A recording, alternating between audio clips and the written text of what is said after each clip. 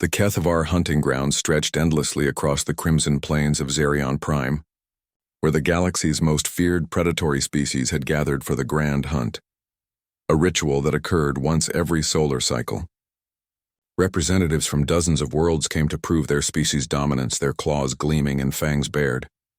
Zia adjusted her simple human clothing as she stepped off the transport vessel, her brown eyes scanning the assembled creatures.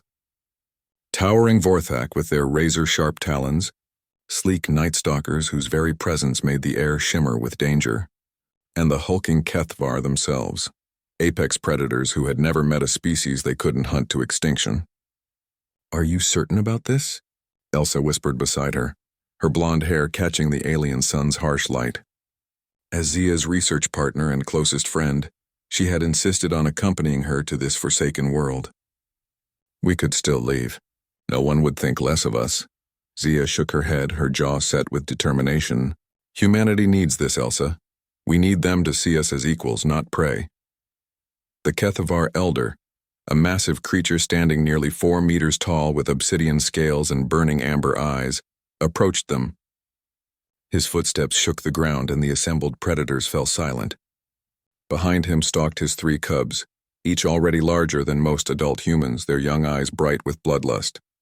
"So," the Elder's voice rumbled like distant thunder, "the soft flesh species sends us children to play with."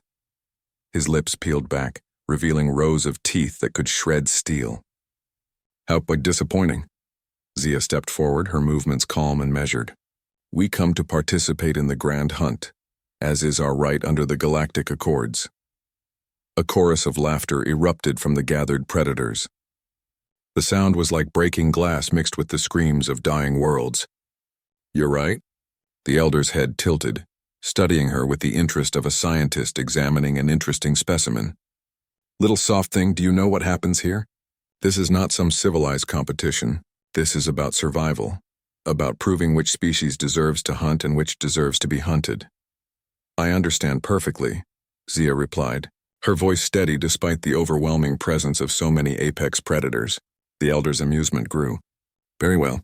Since you insist on this folly, let me explain the rules. You will be given a 30-minute head start. Then my cubs will hunt you. When they catch you, and they will catch you, they will tear you apart slowly. Your screams will echo across these plains as a warning to other weak species who think they can stand among predators." The cubs behind him chittered with excitement, their claws extending and retracting in anticipation. The largest of them stepped forward, its scarred muzzle still bearing the marks of its first successful hunt. "The cubs will tear you apart," the Elder roared, his voice carrying across the hunting grounds like a battle cry. Zia calmly reached up and began removing her jacket. The gesture was so unexpected, so utterly inappropriate for the moment, that every creature present fell silent. Even the constant wind seemed to pause, waiting.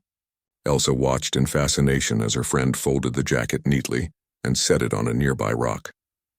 Underneath, Zia wore a simple black shirt that revealed arms marked with scars, not the decorative scars of ritual, but the practical scars of someone who had survived things that should have killed her. 30 minutes, Zia said, rolling up her sleeves. "That's generous." The Elder's eyes narrowed. Something in the human's tone and her complete lack of fear struck him as wrong. Prey didn't behave this way. Prey ran, screamed, begged. They didn't calmly prepare for their own death. "You misunderstand your situation, human," he growled, taking a step closer. "My cubs have never failed to bring down their prey. They have hunted Vorthak warriors, crystalline warriors, even young members of my own species. What makes you think your soft flesh can succeed where they have failed?" Zia looked up at the towering predator, and for the first time she smiled. It wasn't a pleasant smile. It was the smile of someone who knew secrets that others could only guess at. "Because," she said quietly, "you've never hunted anything that hunted back." She began walking toward the starting line, her footsteps sure and confident. Behind her, Elsa picked up the discarded jacket and followed, her own expression now carrying a hint of the same dangerous smile. The assembled predators murmured among themselves, confused by the human's behavior. The Kethvar cubs, however, were not confused, they were excited. The smaller human's scent carried no fear, only the sharp tang of anticipation. It was intoxicating. As Zia reached the starting line, she paused and looked back at the Elder. "Just so we're clear on the rules, Once the hunt begins, there are no restrictions? No limits on what methods can be used? The elder's laugh was like grinding stone. None whatsoever, little prey. This is nature at its most pure. Kill or be killed. Perfect, Zia said, and began stretching her shoulders like a runner preparing for a marathon. The elder raised his massive arm, claws extended toward the alien sky. Let the grand hunt begin. As his arm fell, Zia didn't run. Instead, she knelt and began examining the ground, her fingers tracing patterns in the dust that the watching predators couldn't understand. Elsa took position nearby, pulling a small device from her pocket and beginning to input commands. "What are they doing?" whispered a Vorthak warrior to his companion. "I don't know," came the reply, "but prey doesn't behave like this." The Kethvar cubs, however, had already begun their pursuit.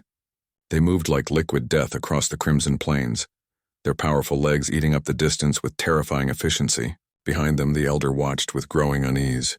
Something was very, very wrong, and in exactly 29 minutes he would discover just how wrong he had been about the species called humanity.